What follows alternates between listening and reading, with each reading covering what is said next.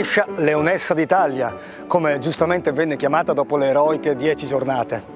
Tra parentesi, a renderlo famoso fu il Carducci nelle Odi Barbare, ma il primo ad usare questo appellativo fu Aleardo Aleardi nei Canti Patrii del 1857. Niobe, guerriera delle mie contrade, leonessa d'Italia, Brescia grande e infelice. Certo, Carducci e Aleardi però hanno creato un po' di confusione perché in tanti ancora oggi confondono quell'appellativo, leonessa, con il simbolo e stemma della città di Brescia, che è sto Leon Liu. Eccolo, sul gonfalone ufficiale della città di Brescia.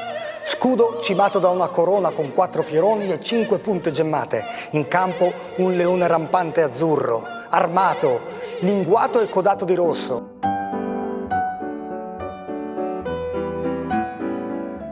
La notizia più antica del leone rampante quale impresa o stemma della città di Brescia risalirebbe alla fine del XIII secolo.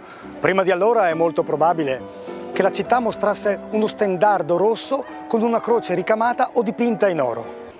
Nel 1275 veniva eletto a capo del comune il vescovo Berardo Maggi ed egli potrebbe aver imposto alla città i colori della sua nobile famiglia, quella bandiera bianco-azzurra che tanto amiamo. Poi probabilmente iniziò ad utilizzare come stemma il leone. Si sa che già i Regoti lo utilizzavano sui loro scudi. A dare ancora più forza al nostro simbolo, il motto Brixia Fidelis.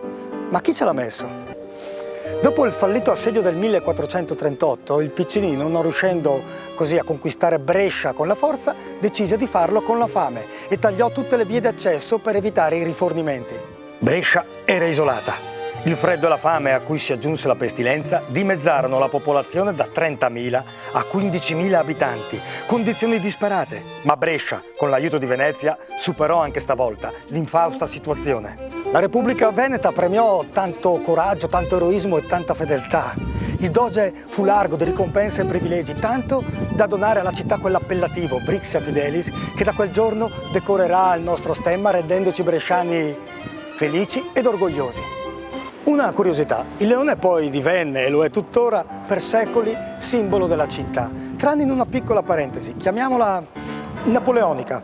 Il buon Bonaparte, infatti, nel 1813 decise di sostituire il leone rampante azzurro con un leopardo rosso. Gli assomiglia, ma le mie è un liu. A proposito di animali, ricordate che se il gale canta d'estresura, se le sere, e se nigula. Passate una buona giornata.